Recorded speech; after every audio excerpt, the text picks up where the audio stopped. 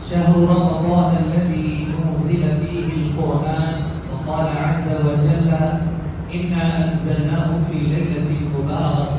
إنا كنا منذرين. عزیز بھائیوں، یہ رات اللہ رب العالمین کے عظیم احسانات میں سے ایک احسان اس امت کے لیے ہے۔ اللہ رب العالمین نے یہ انعام، یہ اکرام، یہ فضل ہمیں عطا فرمایا۔ اس پر رب العالمین کا سب سے پہلے تو ہمیں شکر ادا کرنا چاہیے کہ رب العالمین نے فضیلت والی راتوں میں سے پھر ایک رات ہمارے مقدر میں لکھ رکھی ہے۔ اللہ رب العالمین نے اس رات کی اہمیت اور فضیلت کو بیان کرتے ہوئے قرآن مجید میں کہا شہر رمضان الذی انزل فیہ القرآن، کہ رمضان یہ وہ مہینہ ہے جس میں ہم نے قرآن مجید کو نازل کیا۔ کبھی اللہ نے کہا انا انزلناہ فی لیلۃ مبارکہ، یقیناً ہم نے اس قرآن مجید کو مبارک رات میں نازل فرمایا۔ کہیں اللہ نے فرمایا انا انزلناہ فی لیلۃ القدر، کہ ہم نے اس کو قدر والی رات میں، عزت والی رات میں نازل فرمایا۔ ان تینوں آیتوں کو اگر آپ پڑھیں گے جو اس رات سے متعلق ہے، ان تینوں آیتوں کا اس رات میں تعلق قرآن مجید سے بتلایا گیا۔ عزیز بھائیو، یہ ہماری خوش نصیبی ہے، یہ اللہ رب العالمین کا عظیم احسان ہے کہ یہ رات ہمارے پاس ہے۔ گزشتہ سال شاید کچھ لوگ ایسے ہوں جو اس رات میں اپنی عید کی شاپنگ کر رہے تھے، جو اس رات میں لہو و لعب میں مشغول تھے، جو اس رات میں باتوں میں مشغول تھے، اور اس سال آنے والے سال انہوں نے عبادت کا ارادہ بنایا، لیکن اللہ رب العالمین نے ان کے ارادوں سے پہلے موت کو ان تک پہنچا دیا۔ موت ان کو اب وہ عبادت کرنے کے لائق اور قابل نہ رہے۔ اللہ نے ہمیں یہ موقع عنایت فرمایا ہے تو ہم اس رات کا بھرپور فائدہ اٹھائیں گے، اور ان عبادتوں میں سب سے بڑی عبادت ہم خوب قرآن مجید کی تلاوت کریں گے، کیونکہ نبی صلی اللہ علیہ وسلم بھی ان راتوں میں قرآن مجید کی تلاوت کرتے، بلکہ صحابہ کرام رضوان اللہ علیہم اجمعین سے متعلق آتا ہے کہ وہ نمازیں پڑھا کرتے، نمازیں اتنی طویل ہوتی، تلاوت اتنی طویل ہوتی کہ ایک رکعت میں 200 آیتوں کی تلاوت وہ کیا کرتے تھے، یعنی ایک رکعت میں قریباً 1.5 یا 2 پارے کی تلاوت وہ کرتے تھے، قرآن مجید کی تلاوت۔ اس رات میں ہمیں کرنا ہے، ہمیں اس رات میں اللہ رب العالمین کی کتاب قرآن مجید کو زیادہ سے زیادہ پڑھنا ہے۔ پڑھنا اگر نہ آتا ہو تو جس کو پڑھنا آتا ہو اس کے پاس بیٹھیں، قرآن مجید کی تلاوت اس کے پاس سیکھنے کی کوشش کریں۔ اگر پڑھنا آتا ہو، آپ نے قرآن مجید کو پڑھ لیا ہے تو اس کے بعد قرآن مجید کی چھوٹی چھوٹی سورتوں سے قرآن مجید کو یاد کرنے کی کوشش کریں۔ اگر آپ نے قرآن مجید کو ایک تھوڑا سا یاد کر لیا ہے، اب اس کے بعد آپ کو اور کچھ کرنا ہے تو یہ قرآن مجید کو معانی کے ساتھ، یہ قرآن مجید کو مفاہیم کے ساتھ، یہ قرآن مجید کو تدبر کے ساتھ آپ پڑھنے کی کوشش کریں۔ اس کے واقعات کو پڑھیں، اس کے عذابات کو پڑھیں، اس کے جنت کے تذکروں کو پڑھیں، اس کے جہنم کی وعیدوں کو آپ پڑھیں، تاکہ اللہ رب العالمین کا خوف، رب العالمین کا تقوی ہمارے اندر پیدا ہو جائے۔ عزیز بھائیوں، اللہ کے نبی علیہ الصلوۃ والسلام نے بیان فرمایا خیرکم من تعلم القرآن وعلمہ، کہ تم میں بہترین وہ ہے جو قرآن مجید سیکھتے ہیں اور سکھاتے ہیں۔ لہذا یہاں جو بیٹھیں گے جنہیں قرآن مجید پڑھنا آتا ہو، وہ اپنے ان ساتھیوں کو قرآن مجید پڑھنا سکھائیں، اپنے جان کے پہچان کے، اپنے دوست و احباب کو، اپنے رشتہ داروں کو جو آپ کے ساتھ اس مسجد میں آئے ہیں اور آپ کو پتا ہے کہ انہیں قرآن پڑھنا نہیں آتا ہے، آپ کو پتا ہے وہ تجوید اور مخارج کو نہیں جانتے ہیں، آپ ان 10 راتوں میں کوشش کریں کہ ان 10 راتوں میں قرآن مجید کی تلاوت کا ایک صحیح طریقہ میں انہیں سکھاؤں گا، اور جنہیں قرآن مجید نہ آتا ہو اور انہیں پتا ہو کہ میرا فلاں بھائی، میرا فلاں دوست، میرا جگری، میرا یار وہ قرآن مجید کی بہترین انداز میں تلاوت کرتا ہے، جائیں اس کے پاس، عاجزی کریں اس سے، درخواست کریں اس سے کہ میرے بھائی قرآن مجید پڑھنا مجھے سکھا دیں، تجوید سے سکھا دیں، اس کے مخارج کو مجھے سکھا دیں کہ میں قرآن مجید کو بہترین انداز میں پڑھ سکوں۔ اور اگر آپ نے یہ کام کر لیا، آپ نے بہتر انداز میں قرآن مجید کی تلاوت کر لی، آپ نے اس کے مخارج کو سیکھ لیا، آپ نے اس کے معانی اور مفاہیم پر تدبر کرنا سیکھ لیا، تو نبی علیہ الصلوۃ والسلام کا فرمان الماہر بالقرآن مع السفرة الكرام البررہ، کہ جو قرآن مجید کو بہتر انداز میں پڑھے گا وہ کل قیامت کے دن اللہ رب العالمین کے معزز فرشتوں کے درمیان رہے گا۔ اللہ رب العالمین اس کا انجام، اس کا حشر اپنے معزز فرشتوں کے ساتھ کرنے والے ہیں۔ اگر آپ چاہتے ہیں کہ موت کے بعد آپ کا حشر یا میدان حشر میں آپ کا انجام ان معزز فرشتوں کے ساتھ ہو جن کا ذکر اللہ نے قرآن مجید میں کیا، جن کا ذکر پیارے نبی علیہ السلام نے اپنی احادیث میں کیا ہے، تو آپ ان 10 دنوں میں قرآن مجید کو بہتر انداز میں پڑھنا سیکھ لیں۔ اور بھائیوں، اگر کسی کی زبان میں لغت ہے، انہوں نے کوشش کر لی، انہوں نے محنت کر لی، مخارج کی ادائیگی کی کوششیں انہوں نے کر لی، لیکن زبان اب پلٹتی نہیں ہے، زبان اب موٹی ہو چکی ہے، یا پچھلے کئی دنوں سے اس طرح کے حرف کے ادائیگی نہ ہونے کی وجہ سے اب وہ حرف ادا نہیں ہو رہے ہیں، لیکن آپ نے کوشش کی، آپ نے محنت کی۔ نبی علیہ السلام کا فرمان ہے کہ 2 اجر ہیں اس کے لیے جو کوشش کرتا ہے اور اس کے باوجود قرآن مجید کو صحیح نہیں پڑھ پاتا ہے۔ ایک اجر اس کا قرآن مجید کو پڑھنے کا اور دوسرا اجر قرآن مجید کو مشقت کے ساتھ پڑھنے کا۔ کوشش کر رہا ہے، محنت کر رہا ہے، اور یہ اجر کتنا زیادہ ہونے والا ہے، یہ انعام یہ نیکی کتنی بڑی ہونے والی ہے۔ میرے نبی علیہ السلام کا وہ فرمان، لا اقول الف حرف ولام حرف ومیم حرف، کہ میں یہ نہیں کہتا کہ یہ الف ایک حرف ہے، لام یہ الف لام میم ایک حرف ہے، بلکہ میں یہ کہتا ہوں الف ایک حرف ہے، لام ایک حرف ہے، میم ایک حرف ہے، اور ہر حرف پر تو پڑھنے پر اللہ رب العالمین 10 نیکیاں عطا کرنے والا ہے۔ یہ عام دنوں کی بات ہے میرے بھائیوں، رمضان کے مقدس مہینے میں اس کا اجر بڑھا دیا جاتا ہے، اور لیلۃ القدر کی راتوں میں اللہ رب العالمین سے جتنی امید آپ لگاؤ گے اللہ رب العالمین اس سے زیادہ اجر آپ کو عطا کرنے والا ہے۔ قرآن مجید کی تلاوت ایک بہترین عبادت ہے۔ اس رات میں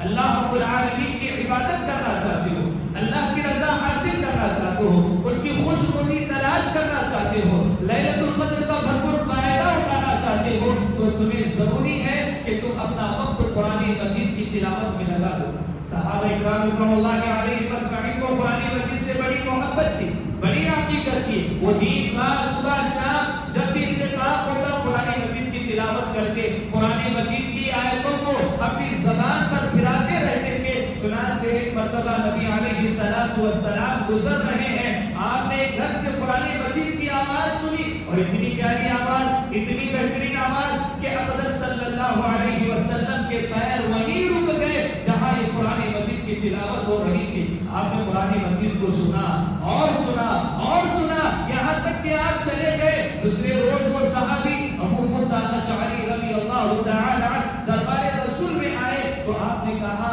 اے ابو موسیٰ، کیا بہترین انداز میں تلاوت کرتے ہو، کتنا پیارا قرآن مجید پڑھتے ہو، میں گھر سے گزر رہا تھا، تمہاری آواز سنا تو میرے قدم وہیں رک گئے اور میں تمہاری تلاوت سننے لگ گیا۔ ابو موسیٰ اشعری نے کہا، اے نبی علیہ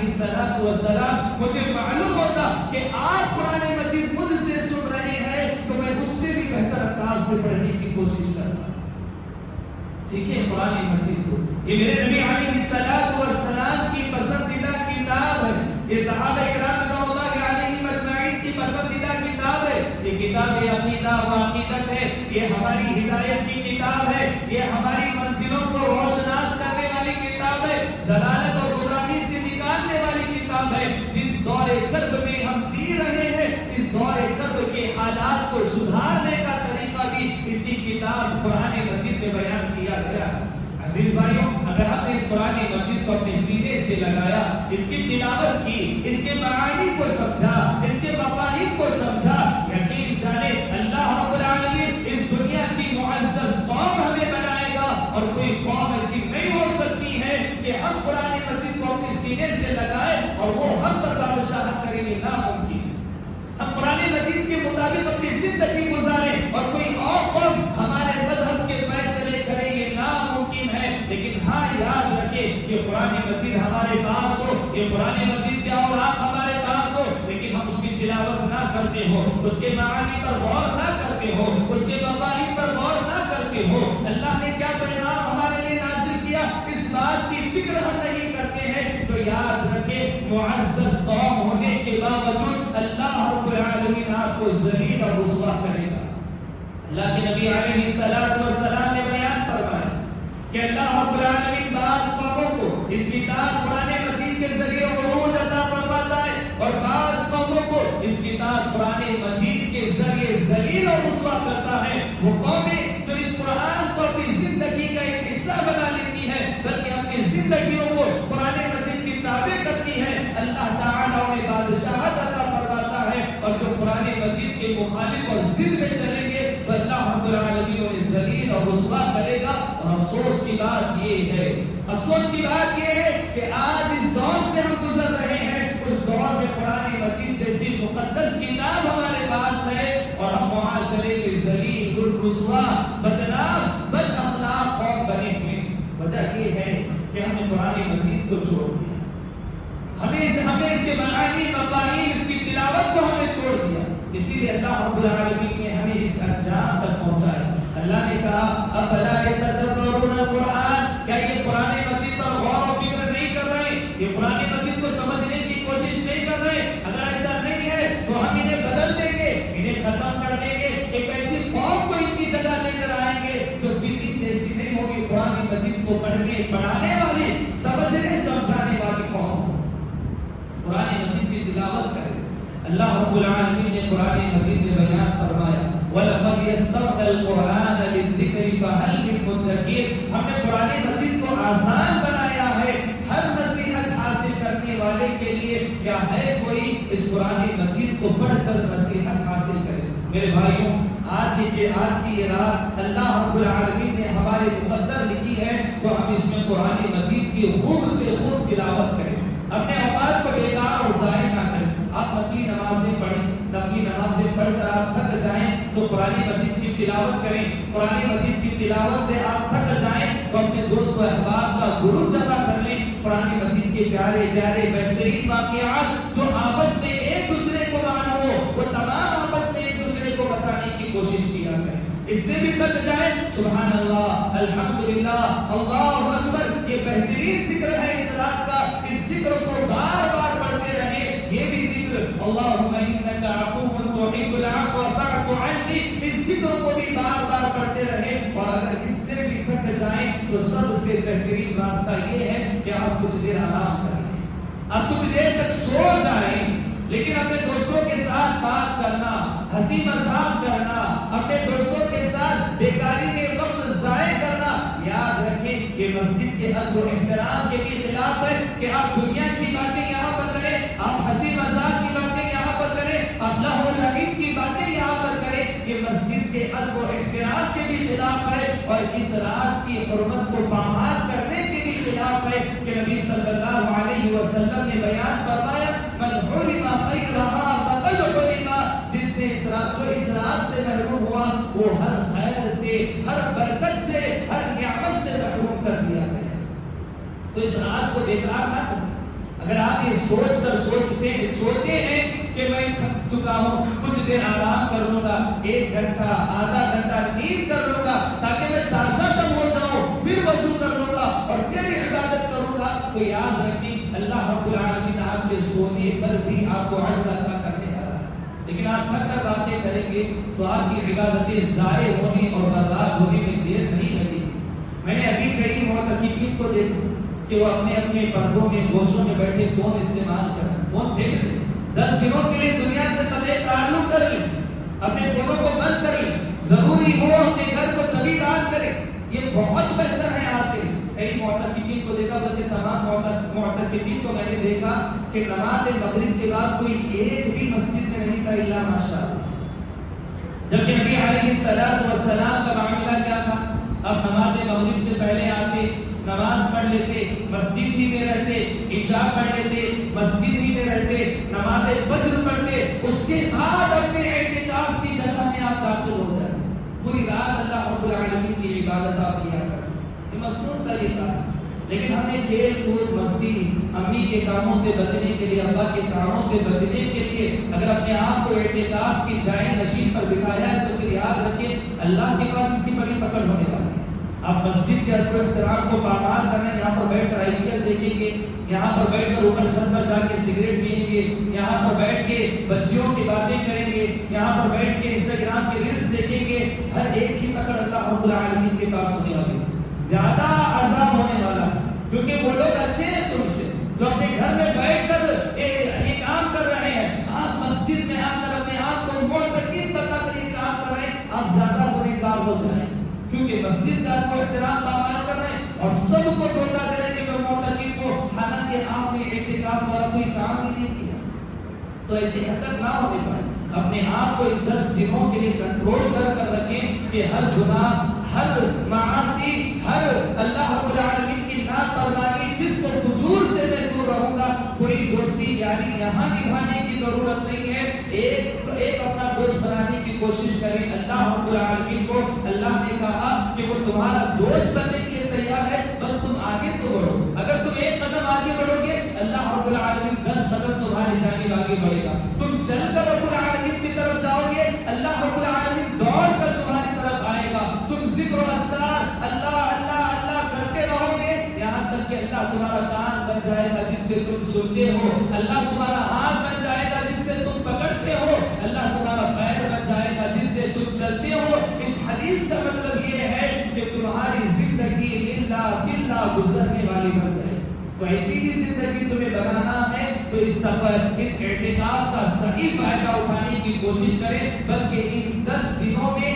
جنہیں قرآن مجید نہ آتا ہو، قرآن مجید سیکھ لیں صبح و شام کی محنت سے، اور اگر آتا ہو تو ان 10 دنوں میں 1 یا 2 مرتبہ قرآن مجید کو ختم کرنے کی کوشش کریں۔ یہ بھی کر لیا تو اپنے دوستوں احباب کو قرآن مجید کے واقعات سے باخبر کریں۔ یہ کچھ باتیں تھی جو میں نے آپ کے سامنے رکھی۔ اللہ رب العالمین سے دعا ہے کہ اللہ رب العالمین ہمیں اس رات کا بھرپور فائدہ اٹھانے کی توفیق عطا فرمائے۔ اللہ تعالی ہمیں اس رات میں قرآن مجید کی تلاوت کی توفیق عطا فرمائے، ذکر و اذکار کی توفیق عطا فرمائے، توبہ و استغفار کی توفیق عطا فرمائے۔ اللہ تعالی ہمارے گناہوں کو معاف فرما، خطاؤں کو معاف فرما، رمضان میں جو اعمال صالحہ ہم نے کیے انہیں قبولیت کا درجہ عطا فرما۔ اقول قولی ھذا استغفر اللہ لی ولکم ولسائر